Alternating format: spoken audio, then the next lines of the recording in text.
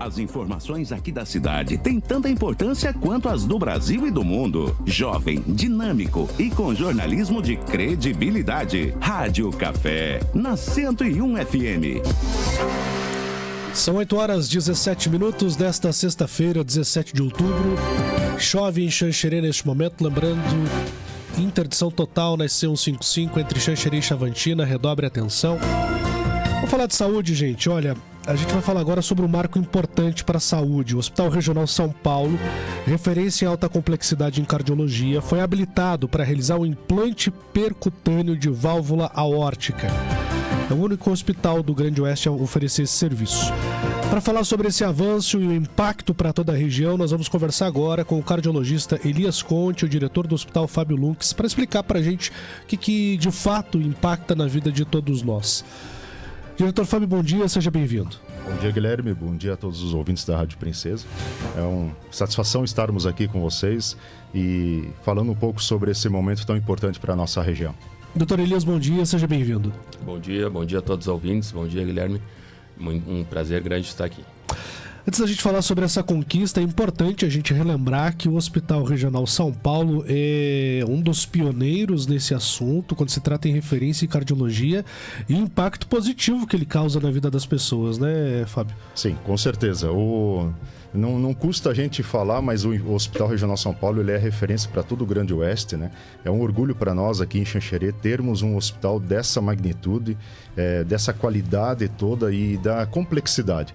Porque os serviços de alta complexidade em cardiologia, eles são procedimentos de alta complexidade, de alto custo, depende de profissionais com uma qualificação elevada, né? Não só na parte médica, mas também de assistência, de apoio. Então, os nossos profissionais todos aqui do hospital, eles são muito bem habilitados e treinados e qualificados para realizar esses procedimentos bem complexos. Então, é muito orgulho termos essa estrutura e atender todo o Grande Oeste, né? É uma satisfação de nós atendermos aí a mais de 93%, 94% SUS, o hospital. O hospital é um hospital da comunidade, ele não tem dono, né? Eu acho que todos nós aqui de Xanxerê e do Grande Oeste temos essa satisfação desse compromisso de ter uma estrutura aqui na nossa região. Então, mais esse anúncio, né, sobre a questão do implante, né, do TAV, que até então era só realizado em Florianópolis, na Grande Florianópolis, lá no Instituto de Cardiologia.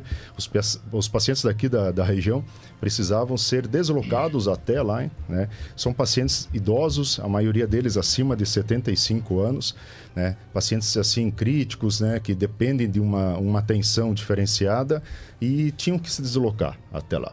Então agora com essa habilitação estadual, lembrando que é uma habilitação que o governo do estado realizou e agora o próximo passo nós vamos junto ao Ministério da Saúde. Mas já estamos habilitados. Estamos em vias de fato, junto com o estado, só de fazer a burocracia da contratualização, porque precisa passar todo por um processo burocrático, mas dentro de pouco tempo, de alguns dias, a gente já vai estar com esse processo todo organizado e aí com a possibilidade de já organizar a fila, fazer os atendimentos ambulatoriais para identificar quais aqueles pacientes que estão aqui no Grande Oeste que precisam realmente fazer esse implante. Então é um procedimento bem específico, uma triagem bem específica, que depois o Dr. Elias poderá explicar melhor, né? Que aí nós vamos captar esses pacientes que estão aqui no Grande Oeste demandando essa necessidade e fazer o procedimento aqui no hospital. Lembrando que é um procedimento de alto custo, ele envolve uma faixa de R$60 mil que o SUS arca com esse procedimento. É um procedimento minimamente invasivo, não precisa mais abrir o peito do paciente, né? Então a recuperação, o tempo de internação é muito menor. Então a gente fica muito feliz em ter esse procedimento inédito, né, no SUS aqui no Grande Oeste. Que bacana, parabéns. Doutor Elias, na prática, como é que isso interfere na vida desse cidadão que tem mais de 70 anos, geralmente que precisa desse atendimento? Explica pra gente de uma forma mais clara, por gentileza. Tá bem, Guilherme. Então, assim, realmente é um procedimento que até então, pelo SUS, só era oferecido de forma cirúrgica, aberta, né? Então, como o seu Fábio falou, é um procedimento que o paciente tinha que ir para uma sala cirúrgica, fazer cirurgia, anestesia geral, abrir o peito, ir para a UTI, ficar vários dias na UTI, né? E com uma recuperação bem prolongada, né? Ventilação mecânica às vezes estendida. Então, isso para um paciente idoso, já com geralmente fragilidade, né? Que esse tipo de paciente apresenta, às vezes o desfecho não é tão favorável, né? Então, é exatamente nesse nicho de paciente por esse nicho de pacientes que surgiu a TAV, né? Porque é um procedimento minimamente invasivo, né? Onde a gente não abre o peito, muitas vezes não se faz anestesia geral, né?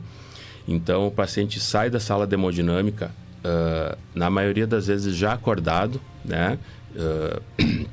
Vai geralmente para a unidade coronariana, que é tipo uma UTI, ou em casos menos graves, até para uma sala de recuperação, tá? Pode ter alta, inclusive, já fiz casos que teve alta no outro dia, né? Então, imagina, o paciente fez um procedimento dessa complexidade hoje, amanhã já vai para sua casa.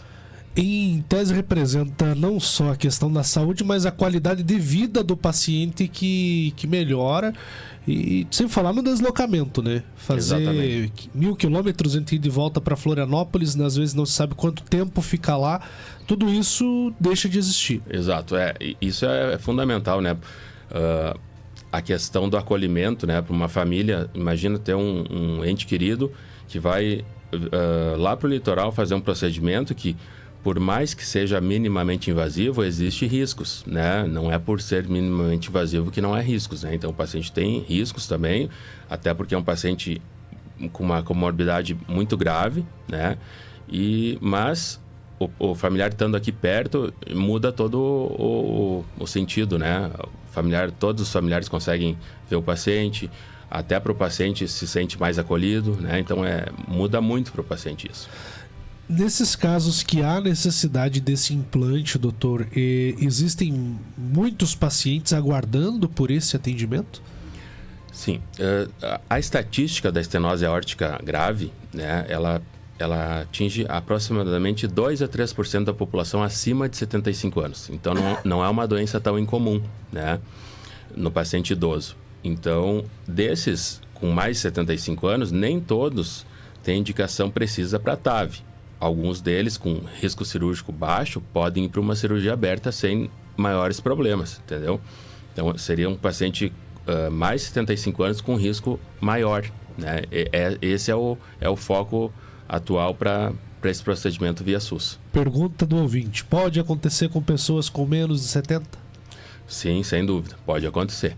Tá? A estenose aórtica, ela tem várias causas, na verdade, né? A degeneração senil ainda é a causa global mais comum, que acomete principalmente pacientes idosos, né? Mas tem uma outra causa, tem algumas outras causas, por exemplo, doença reumática do coração e válvula aórtica bicúspide, que é uma doença que o paciente já nasce assim, pode acometer pacientes mais novos, sim. Tá certo. E nesses casos também pode já ser atendido pelo SUS? A portaria, na verdade, do Ministério da Saúde, ele coloca o paciente do SUS um limite, um ponto de corte de 75 anos. Por quê? Geralmente, com menos de 75 anos, o risco de uma cirurgia aberta é bem menor, entende? Então, e muitas vezes, nesse caso, é até melhor, às vezes, fazer cirurgia aberta. A cirurgia aberta não é ruim, longe disso, né? Até porque, se parar para pensar, o tempo de recuperação de um jovem de 30 anos é muito menor. Exato. É mais fácil do que um senhor de 75. Exatamente. Perfeito. Fábio, é importante dizer também que ainda não entrou em operação, como você destacou, mas o pessoal já começa a perguntar sobre prazos. A partir de quando essa melhoria entra efetivamente em ação? Esperamos que agora, no início de novembro, nós já tenhamos essa contratualização efetuada, né? Assinada junto ao governo do estado, porque é uma burocracia necessária. O estado ele não consegue liberar recursos sem ter essa contratualização. E a habilitação ela foi um processo não tão rápido, só para vocês terem uma ideia. Nós já estamos nessa evolução, já tem acho que uns 2 anos, né, doutor Elias? Que nós vemos com os entes públicos, né? Porque nós precisamos fazer toda a demonstração que nós temos uma qualificação técnica. Então, o Dr. Elias e sua equipe eles já realizaram alguns procedimentos de forma particular ou com convênios. Então, ele tem essa habilitação, ele tem essa qualificação pela Sociedade, né, Brasileira de Hemodinamicista. Então, nós temos essa expertise. Então, nós tínhamos que demonstrar isso ao ente público, né, ao governo federal. Então, foi um processo moroso, não foi um processo rápido. Então, agora, saindo dessa habilitação, o segundo passo é a questão da contratualização. Mas esperamos que até ali, início de novembro, a gente já possa começar, pelo menos, já o ambulatório, né, doutor Elias, para fazer toda essa triagem. Porque é um processo que esse paciente ele vai estar inserido no CISREG, tem toda uma regulação, o Estado que regula esse paciente. Nós vamos ofertar uma quantidade X de procedimentos e o Estado é que vai dizer, olha, é a Dona Maria, o seu João, o seu Manuel que vai vir fazer aqui o procedimento, dentro de uma qualificação de gravidade, né? Então tem toda uma regra, um regramento, não é o hospital que escolhe ou que define quem é o paciente. Então tem essa burocracia que é necessária, eu acho que é interessante porque cria-se um padrão, um protocolo, né? E que já é normal. É o padrão nas outras cirurgias. Então, numa cirurgia cardíaca ou de um cateterismo ou uma angioplastia, ele já tem todo esse procedimento.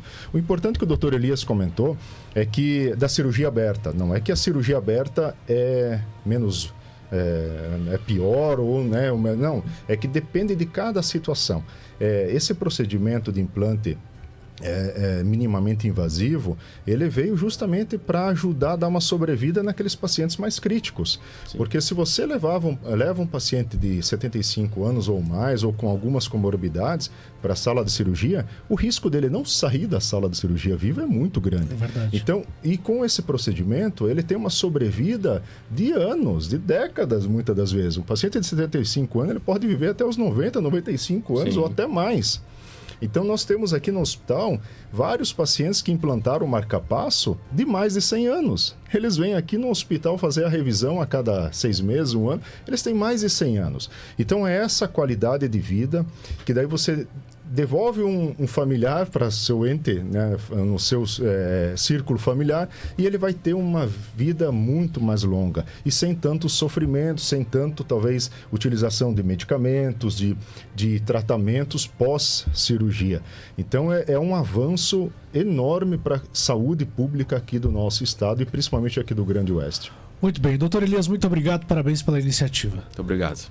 Obrigado, doutor Fábio. Nós só temos que agradecer a abertura da comunicação e o hospital está sempre aqui à disposição. Acho que é importante a gente levar a informação para a comunidade. A gente sabe que o tema da saúde, Guilherme, ele é polêmico. Não adianta. Talvez já deve estar chovendo de comentários aí na sua rede e a gente está à disposição. Acho que é importante, né, a gente se organizar e daqui a pouco, em alguns momentos, a gente trazer profissionais. Se tu tiver alguma demanda de alguma saúde, de alguma situação específica, vamos debater tal especialidade.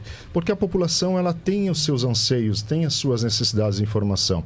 E nada mais justo do que o veículo de imprensa e nós, com a qualificação de conhecimento técnico, trazer essas informações para a comunidade. Estamos à disposição. Muito obrigado. Serão sempre bem-vindos. Obrigado mais uma vez a Patrícia, assessoria de imprensa do hospital, sempre também muito solícita com a gente. A gente conversou com a equipe do Hospital Regional São Paulo sobre a nova implantação sobre a instalação do implante percutâneo de válvula aórtica que será instalado nos próximos dias. Mais um serviço que é referência aqui em cardiologia no Hospital Regional São Paulo. São 8h30. Marafim Móveis e Brasão junto com a gente. Voltamos já.